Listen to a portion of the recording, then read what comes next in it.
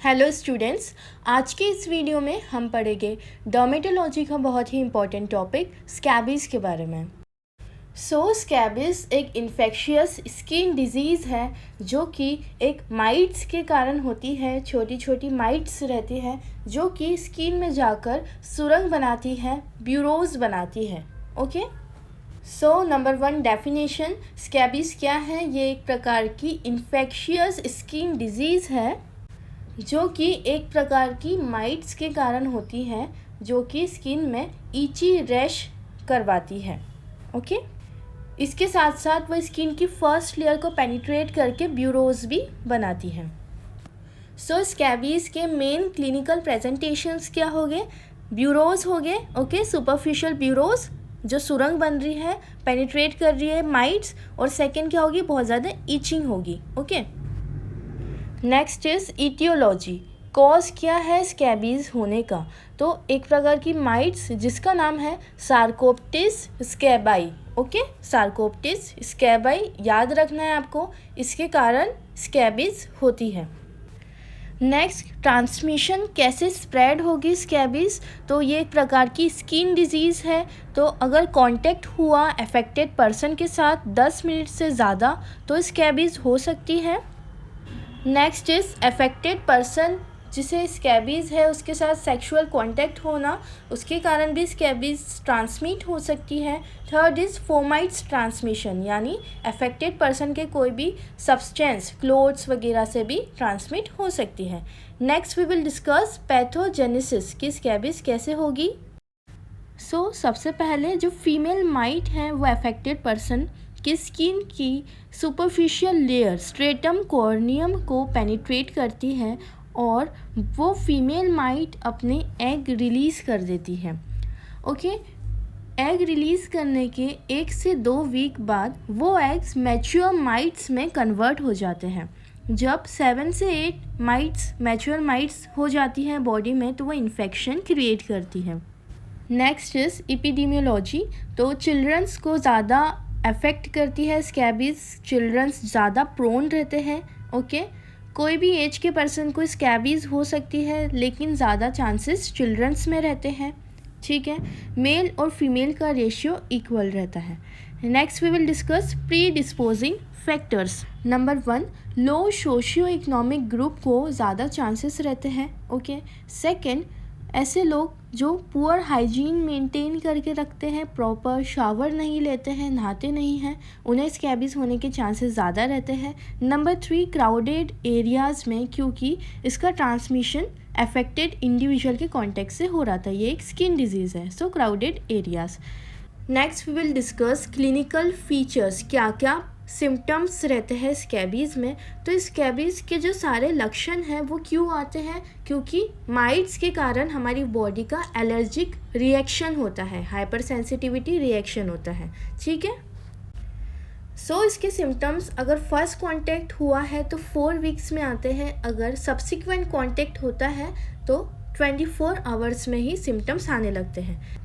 क्या क्या clinical features रहते हैं? तो सबसे पहला और इम्पॉर्टेंट कि इसमें बहुत ज़्यादा ईचिंग मिलती है, बहुत ज़्यादा खुजली होती है पेशेंट को, क्योंकि वो माइट्स ब्यूरोज बनाती है, स्किन के अंदर जाती है तो हमारी बॉडी का उसकी तरफ एलर्जिक रिएक्शन रहता है। और ये ईचिंग नाइट में, रात के टाइम पे बढ़ती है और गर्मी में भी बढ़ती है। ओके, सेकेंड, ये माइट्स के कारण स्किन पर सुपरफिशियल ब्यूरोज बनते हैं। आप इमेज में देख सकते हैं, स्किन की लेयर को पेनिट्रेट कर देती है माइट्स। देखिए आप, अंदर सुरंग जैसा बन रहा है स्किन के अंदर और एग रिलीज करती है।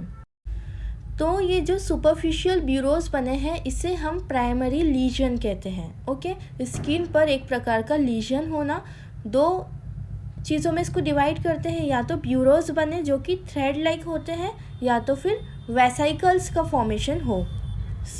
वेसाइकल्स या फिर पेप्यूल्स का बनना। तो ये क्या होते हैं? स्किन के ऊपर उभरे उभरे एरियाज़ होते हैं, रेज्ड एरिया मिलते हैं स्किन टिश्यू के, जो कि 1 सेंटीमीटर से छोटे होते हैं। और ये सब क्यों होता है? हाइपर सेंसिटिविटी रिएक्शन के कारण। या फिर सेकेंडरी लीजन हो, या तो प्राइमरी लीजन हो सकते हैं या तो सेकेंडरी लीजन्स हो सकते हैं। तो सेकेंडरी लीजन में पस्ट्यूल्स का बनना, या फिर इरिथेमेटस होना, ओके, या फिर नोड्यूलर लीजन बनना। तो ये सब सेकेंडरी लीजन में आ जाते हैं। प्राइमरी लीजन जो ब्यूरोज बने थे उसके बाद सेकेंडरी लीजन बन सकते हैं, जिसमें पस्ट्यूल्स, इरिथेमेटस और नोड्यूलर लीजन्स होते हैं। Okay, next we will discuss sites कि कहाँ कहाँ पर कॉमन साइट्स है जहाँ पर स्कैबीज होता है। सो नंबर 1, स्कैल्प पर हो सकता है, फेस पर हो सकता है, neck, palms, soles, webs of fingers, fingers के बीच की जो जगह है webs of fingers, genital areas पे हो सकता है, या फिर एक्सिलरी फोल्ड पर हो सकता है। ठीक है, जहाँ पे गर्मी ज़्यादा हो, ऐसी जगह पर पसीना ज़्यादा होता हो, तो ऐसी साइट्स पर ज़्यादा चांसेस रहते हैं स्कैबीज़ होने के। अब हम बात करेंगे कि क्या मेन कॉम्प्लिकेशंस है। स्कैबीज़ अगर हो रहा है तो क्या कॉम्प्लिकेशन होगी? क्रस्टेड स्किन हो सकती है, स्किन झड़ेगी। और ये कॉम्प्लिकेशन कब होता है? जब 5 से 10 मिलियन माइट्स अफेक्ट कर रही है वो इंडिविजुअल को, स्किन पर पूरे क्रैक्स आ जाते हैं, स्किन ड्राई हो जाती है और झड़ती है, जिसे हम क्या कहते हैं? Hyper keratotic lesion. ठीक है, केराटोटिक मीन्स केराटिन, स्किन की ऊपर लेयर केराटिन से बनी है, तो वो ज़्यादा केराटोसाइट्स का ज़्यादा बनना, सो हाइपर केराटोटिक लीजन, तो ये हार्ड हो जाता है। Next will discuss investigation. तो वेरी इंपॉर्टेंट, हम स्किन को स्क्रैप करते हैं, जो अफेक्टेड स्किन है जहाँ ब्यूरोज बने हैं उसको निकालते हैं और उसको पोटेशियम हाइड्रोक्साइड के सॉल्यूशन में डाल के माइक्रोस्कोप से देखते हैं तो हमें माइट्स विजिबल होती है। ठीक है, next we will discuss treatment. तो नंबर 1, परमेथ्रिन 5% सोल्यूशन। तो ये एक प्रकार का स्किन क्रीम है जो कि माइट्स को किल करने में मदद करता है और उसके एग्स को भी किल करता है, मारता है। ओके, सो ये जो क्रीम है, परमेथ्रिन क्रीम है 5%, वो नेक के नीचे नीचे लगाने का बोलते हैं। ओके, सेकेंड, आइवरमेक्टिन, ये पिल देते हैं हम, स्कैबीज इससे ट्रीट करते हैं, जो कि किल करती है स्कैबीज फॉर्मिंग माइट को। हाइजीन मेंटेन करने का बोलते हैं, प्रॉपर सनलाइट में एक्सपोजर होना ज़रूरी है। ठीक है, मॉइस्चराइजिंग क्रीम लगाने का बोलते हैं अगर ड्राई क्रस्टी स्किन है, जैसे कि कैलामाइन लोशन, वार्म वाटर से शावर लेने का बोलते हैं। So this is all about treatment of scabies. तो हम जल्दी से रिवाइज करते हैं। स्कैबीज़ क्या है? एक इन्फेक्शियस डिजीज़ है जो कि एक माइट्स के कारण होती है, जिसका नाम है सार्कोप्टेस स्कैबाई, जो कि ब्यूरोज बनाती है और स्किन में रैश करती है, जो कि बहुत ज़्यादा इच करते हैं। ट्रांसमिशन इसका अफेक्टेड पर्सन से होता है, स्किन डिजीज़ है इसलिए, और सेक्सुअल कॉन्टेक्ट से भी हो सकता है। पैथोजेनेसिस में हमने देखा कि फीमेल माइट्स स्किन के अंदर पेनिट्रेट करके एग रिलीज़ करती हैं और फिर वो एग मैच्योर हो जाते हैं, और जब 7 से 10 माइट्स आ जाती है तो इन्फेक्शन क्रिएट करती है। हमने एपिडेमियोलॉजी में देखा कि चिल्ड्रंस को ज़्यादा होती है, मेल और फीमेल का रेशियो इक्वल है। प्री डिस्पोजिंग फैक्टर इसके ऐसे लोग जो लो सोशो इकोनॉमिक ग्रुप पे रहते हैं, जो पुअर हाइजीन मेंटेन करके रखते हैं, और क्राउडी एरियाज़ में ज़्यादा चांसेस रहते हैं। क्लिनिकल फीचर्स क्यों आते हैं? क्योंकि एलर्जिक रिएक्शन करती है हमारी बॉडी माइट्स के प्रति। इसके फर्स्ट कांटेक्ट में 4 वीक्स में सिम्टम्स आ जाते हैं, सब्सिक्वेंट कांटेक्ट अगर हुआ है तो 24 घंटे में ही सिम्टम्स आ जाते हैं। मेन क्लिनिकल फीचर इसके ये रहते हैं कि बहुत ज़्यादा ईचिंग होती है पेशेंट को, जो कि नाइट में बढ़ती है और वार्म से बढ़ती है।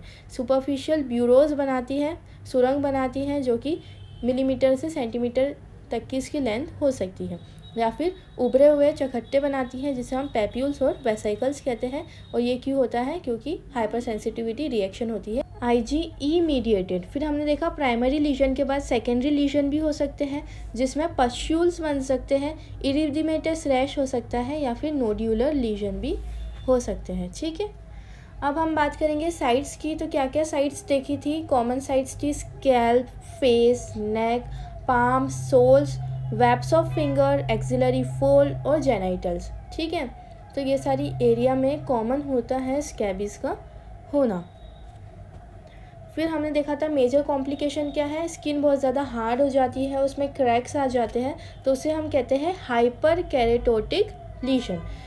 नेक्स्ट वेरी इंपॉर्टेंट, इन्वेस्टिगेशन कैसे कर रहे थे? स्किन का स्क्रैप लेते हैं, ठीक है, और उसको फिर हम पोटेशियम हाइड्रोक्साइड KOH सॉल्यूशन में डाल के देखते हैं तो माइट्स दिखती है। ट्रीटमेंट में परमेथ्रिन 5%, आइवरमेक्टिन ये मेन लाइन ऑफ ट्रीटमेंट रहता है। I hope you like the video. If you like the video, don't forget to like, subscribe to my channel.